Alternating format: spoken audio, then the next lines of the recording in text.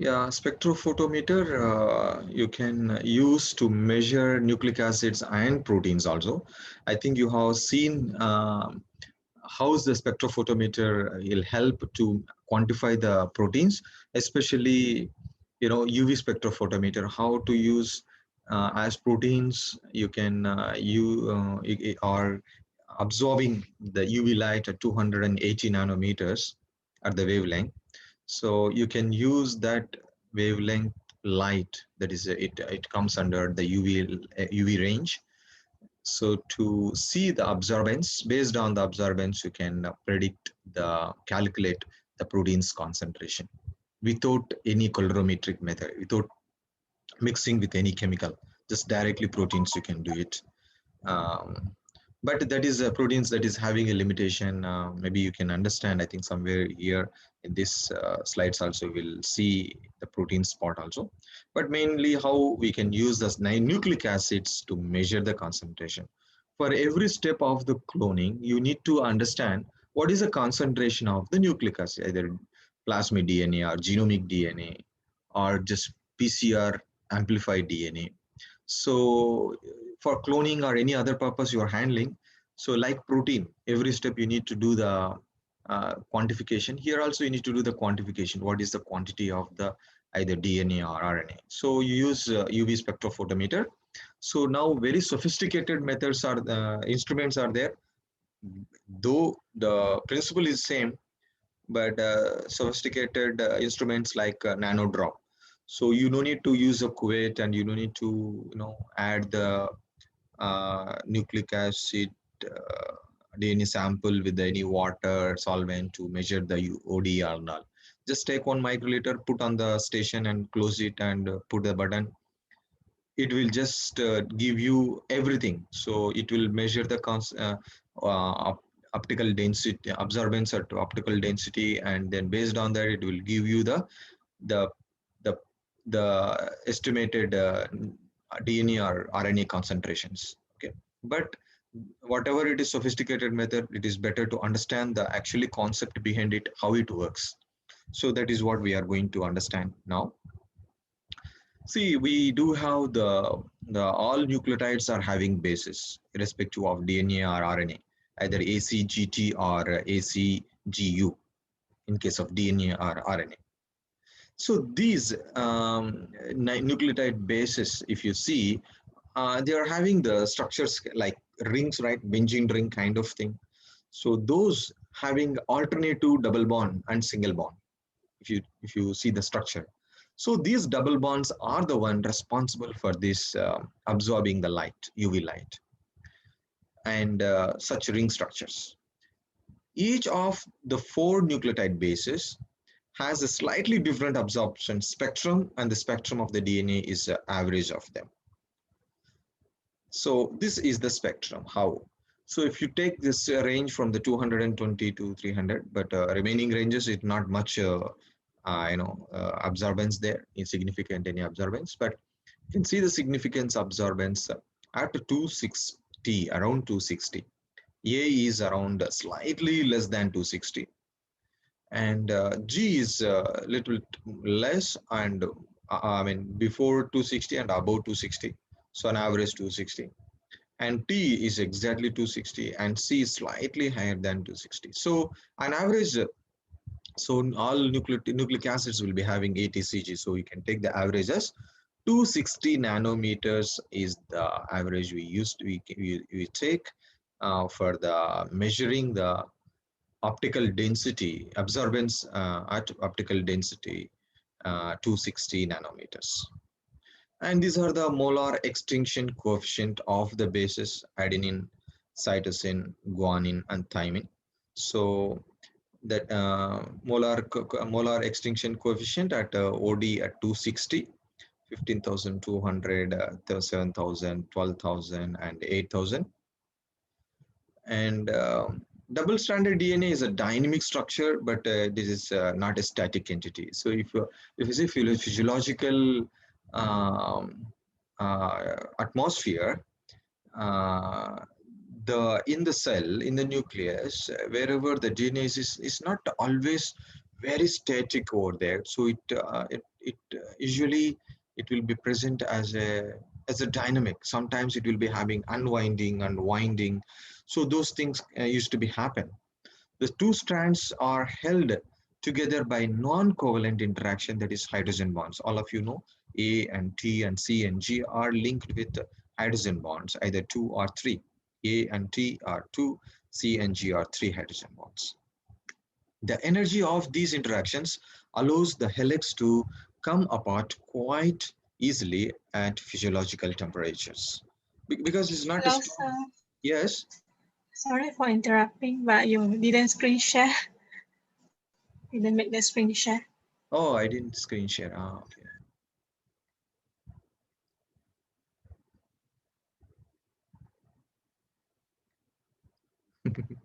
Missed it.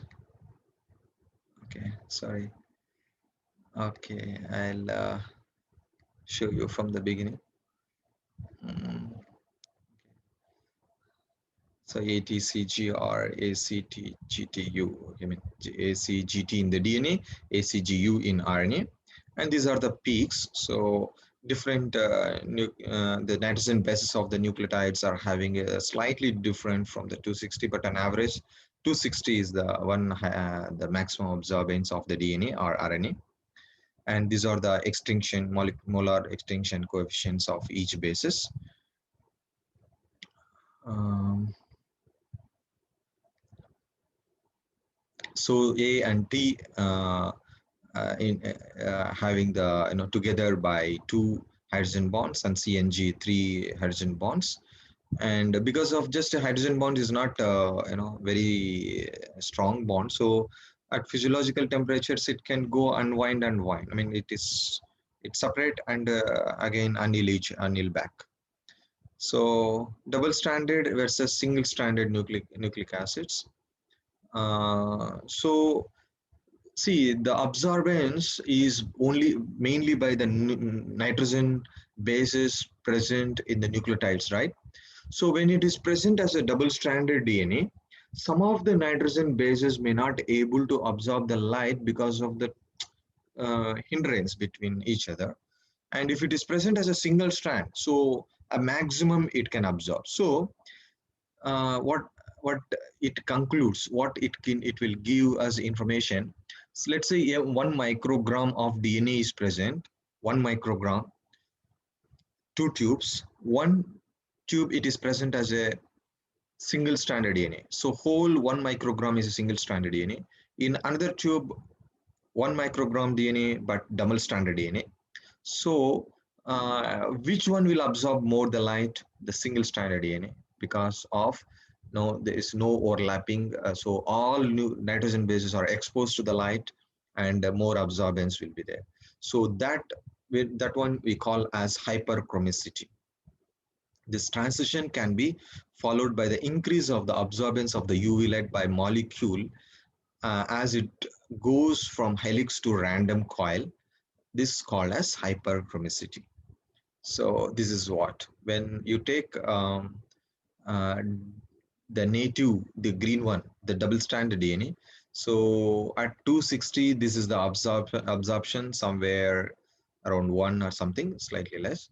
And if you take the same DNA but make it into denatured random coil, so it will be a bit higher, 1.3 or something. So the same amount of DNA, the same DNA, so denatured. So how you denature? There are different ways. One of the way is increasing the temperature. So that you have seen in the PCR, just increase the temperature to 96 degrees centigrade. So DNA will be denatured and become single stranded DNA. When DNA helix is denatured to become single stranded DNA, the absorbance is increased about 30% than normal. This increase, the hyperchromic shift, indicates that double-stranded molecule is quenching fluorescence. So you always need to know if your DNA is double-stranded or single-stranded before measuring the under using spectrophotometer. Because so as I told you, once you understand the absorbance, OD, either 1 or 1.5, whatever it is. You need to understand whether single stranded DNA or double stranded DNA. So each one is having different calculation to calculate and estimate the concentration. So thus you need to know what kind of sample it is. Is it single stranded or double stranded? Whether single stranded RNA or single stranded DNA or double stranded DNA. So that is important. So the same thing. So when you take the DNA at 40 degrees centigrade, it is having absorption is different. The same DNA you take at 90 degrees centigrade, it will give the different absorptions. So just when you are doing some FYP or somewhere, sometime if it is happened to had a chance to work and the spectrophotometer, so you try all these possible ways. You just denature and see and measure it, and before that you measure, you will understand the same concentration, same sample. You do this, you will see the increasing in the absorption. Maybe once you come back, I will show you things. Still, you have 2 semesters. I think 2 or 3 semesters more, right? 2 semesters more. So we will try to show you spectrophotometers and nucleic acid absorption. So as one of the application, just now you understand measuring the concentration. That is the second one, which is you need to know whether double stranded DNA or single stranded DNA or RNA. So you will understand the concentration, how much it is. Apart from that, you will understand the COT analysis, complexity. So I will explain to you. So don't no need to worry too much. Not much question based on this COT analysis, but you must know that. And then also you will understand how clean this your sample DNA or RNA sample with respect to the protein. See, this is a COT information just for your understanding, which is very good application. So you try to understand, but so I'm not going to ask this one in the exam, don't worry, but you try to see what it is.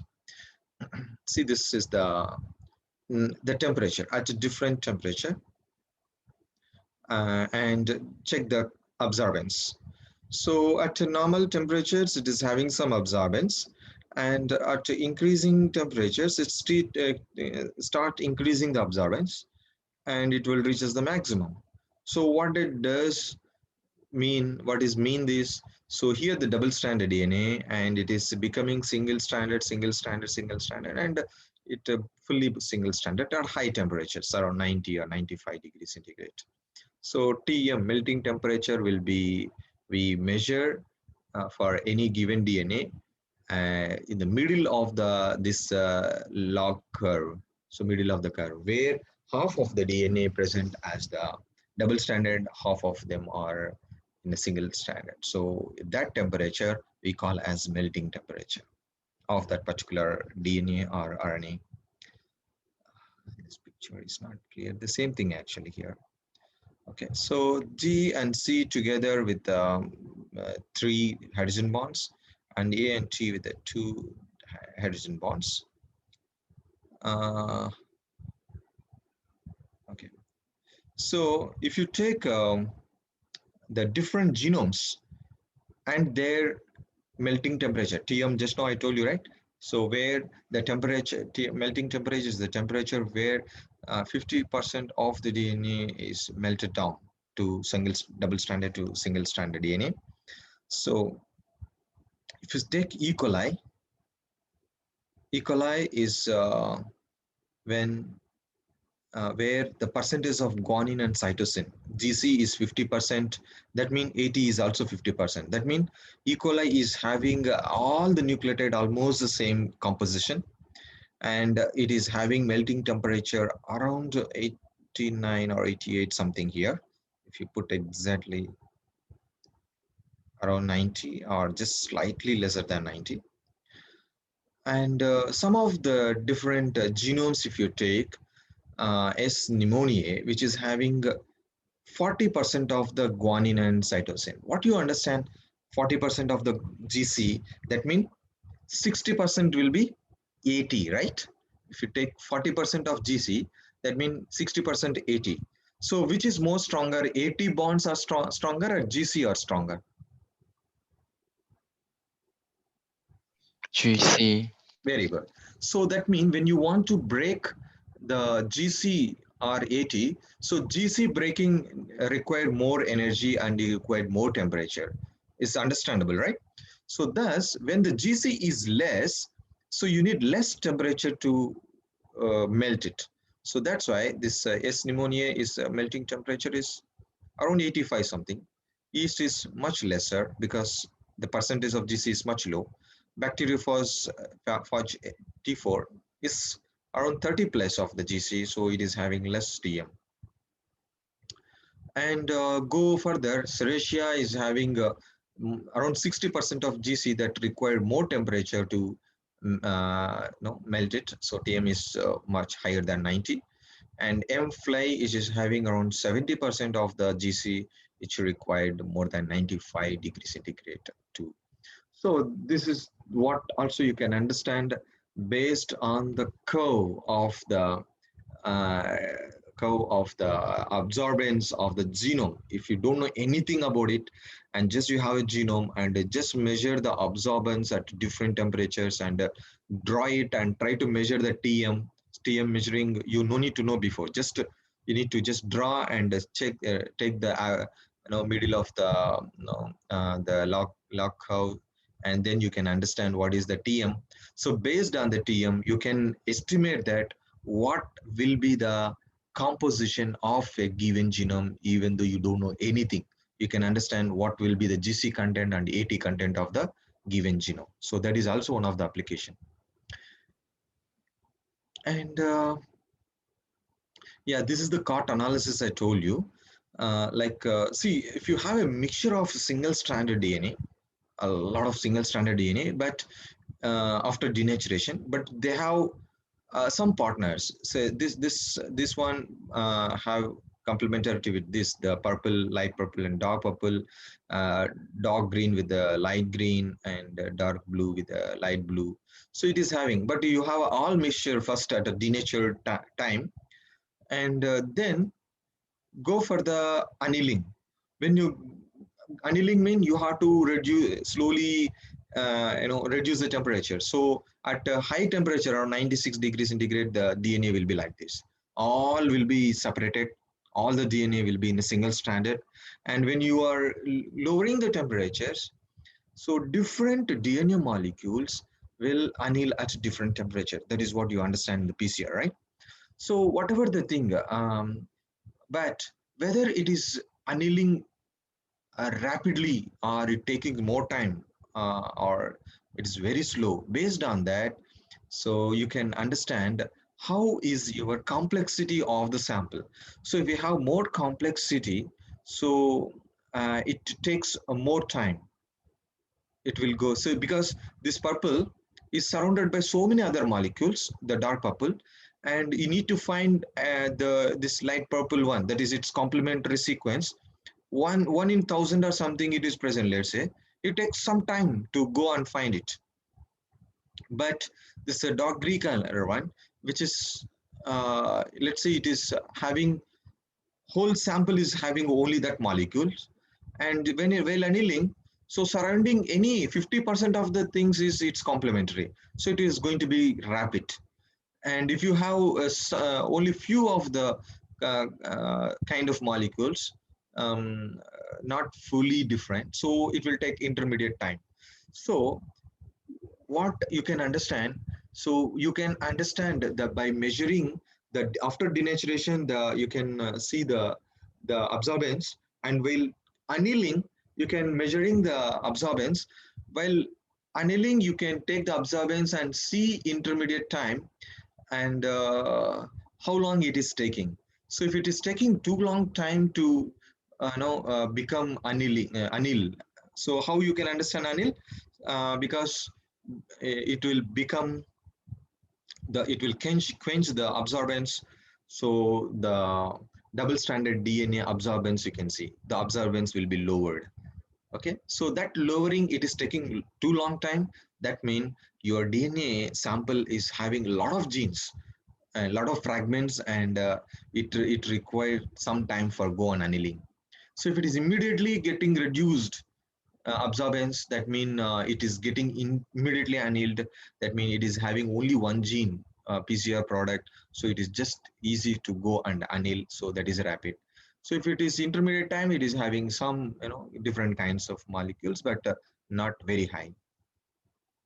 So that is what it is called as. Okay, so same thing, a representation in the graph, just for you to understand. So spectrophotometer, just spectrophotometer is enough to understand the complexity of your DNA, given DNA sample. So you can understand GC content or AT content, as well as how complex kind of molecules are there. Only one kind of molecule, only one kind of gene DNA sequence is there, or different kinds of DNAs are there, or only one kind of genome, only E. coli genome is there, or different genomes are there. Let's say the DNA is having, you mix with the E. coli genome, Salmonella genome, Yersinia genome, so many genomes you put and denature and let it anneal, so it will take long time. So if it is compared to the only E. coli genome is there and just it get annealed, it will take less time. So based on that, you will understand your sample is having one kind of the DNA or multiple kinds of DNA, how complex it is. So that is a COT analysis, it is called as. So molar extinction coefficient is for solution concentration is given is mole for mole per 1 liter, and the cuvette is 1 centimeter path usually it will be having, and E is the molar extinction coefficient and has the unit per mole per centimeter. If the concentration is in a microgram per liter, so E is called as a specific absorption coefficient. So usually we need to go for the specific absorption coefficient. That is, these are the values. So these values you need to remember, not only for the examination. So throughout, whenever you work with the DNA or RNA samples, this is very important. So the single stranded DNA is a 0.027 microgram per microliter per centimeter, and double stranded DNA is 0.02 per microgram per liter ml and per centimeter, and ssDNA single stranded RNA is 0.025. So these are the values, and if you divide 1 divided by 0.02, so it will come 50. So that's why if you take one absorption 1, if you get, so you multiply with 50 microgram per ml will be the DNA concentration. So 1 divided by 0.02, you have to multiply with your absorbance. So whatever the absorbance you get, DNA sample, double stranded DNA. So let's say you got one absorbance at 0 OD at 260. So that absorbance you have to multiply with 1 divided by 0.02. So usually you can, no need to do that 1 by 0.02. Usually remember as 50. Okay. So 1 divided by 0.02 is a 50. So you can just put 50 1 times, so if it is one absorption is 1 times 50, that is 50 microgram per ml is the concentration. Uh, that is the one you will know, that is how you can calculate. Double stranded DNA is that one, and single stranded DNA you need to go for 1 divided by 0.027, and so single stranded DNA is 1 divided by 0.025, that means 40. So absorbance times 40. Yeah, these are the values. So A absorbance at 260 of 1 indicates 50 microgram per ml, 37 microgram per ml single stranded DNA, 40 microgram per ml single stranded RNA. So that is what, if it, even though one absorbance absorbance is 1, but single stranded DNA is less, only concentration is less because it is absorbing more light, even though it is one, but it is not having that much, so not 50 microgram, it is quite less. So because it is having no single stranded, whole nucleotides are going to be exposed and it will be more absorbed light. That's why even though it is one absorbance, it is not 50, it is 37. And single stranded RNA also the same, not 50, it is 40 microgram per ml. So thus it is very easy. So once you know the absorbance, uh, optical density at 260, absorbance at 260, if you know, then you can just multiply with these numbers based on which sample it is. So thus, in using the, before using the spectrophotometer and calculating, you need to know what sample it is yours, your the double strand DNA or single stranded DNA or single stranded RNA. So based on that, you can calculate it. So what usually you do in the, for the practicals, no, we take 1 microliter of DNA sample and dilute that one with 10 microliters. That means first take 100 microliters of the DNA sample and dilute with 900 microliters of the water. So total take 1 ml, and then you take that OD putting in the cuvette, and no need to take full 1 ml, just any few microliters, whichever filling the cuvette is fine. Then just check the dense absorbance. So absorbance is here is called as optical density OD. So OD times 50 is the correct one, right? But not only the 50, you have to multiply 10 because you have diluted 10 times. 100, you added 900 microliters of the water. So 10 times you have diluted. So that is called as dilution factor. So when you are using usually practical, when you use the cuvette, using the cuvette and checking the optical density at 260 using the UV spectrophotometer, usually you dilute the sample. So you don't take the fully DNA sample. So you take dilute 1 microliters to 50 microliters, 1 microliters to 100 microliters of water. So that whatever the dilution factor, 50 times or 100 times or 10 times, you need to multiply it along with the 50 and with the OD. So to get the concentration in microgram per ml, so or nanogram per microliter.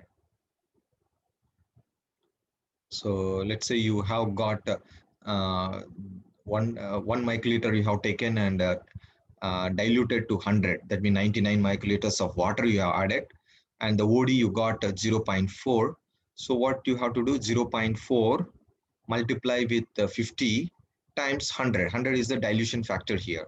So because 1 microliter you added 99 microliters, that means 100 times you diluted. So the same concentration, same dilution, same OD, but the sample is RNA, let's say. So you have to calculate differently, 0.4 times 100, but times 40. So you will get this is the concentration of RNA.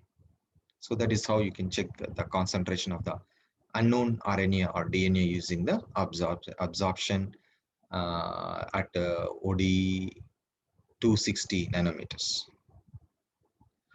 So 280 nanometers also usually we measure using the spectrophotometer because 280 is actually absorbance maximum for the proteins. So especially the tryptophan, tyrosine, and phenylalanine. So this having extinction coefficients of these, and yeah, these are the things: phenylalanine, tyrosine, tryptophan at 280. So when we measure the OD at 260, we also measure the same sample at 280 and see whether 280 is very high or not. Based on that, you will understand whether protein get contaminated with the DNA sample when you are extracting the DNA or RNA from the sample. So I think these are all not required. It's fine, not required this. Okay, that's it. I think is a very simple experiment. I mean, practical. Even though when you come back, also it will not take much time. So within an hour, all of you, I can make you hands-on experience. We usually give the DNA sample. So students will take 1 microliter of it and add a 99 microliter. Some students will ask them to dilute with 49 microliters. So then once it get diluted, you have to take that diluted sample and put into the cuvette and measure the OD at using the UV spectrophotometer and take the OD at 260 and 280 and go back and try to check the calculations. So if it is DNA, what is the concentration? If it is RNA, what is the concentration? And what is the ratio between 280 and 260? Because usually when it is 280 to 260, around sorry 260 to 280 is around 1.5 to 2 is very good. If it is more than that or less than that, it's not good, but it shows that protein get contaminated. So that is the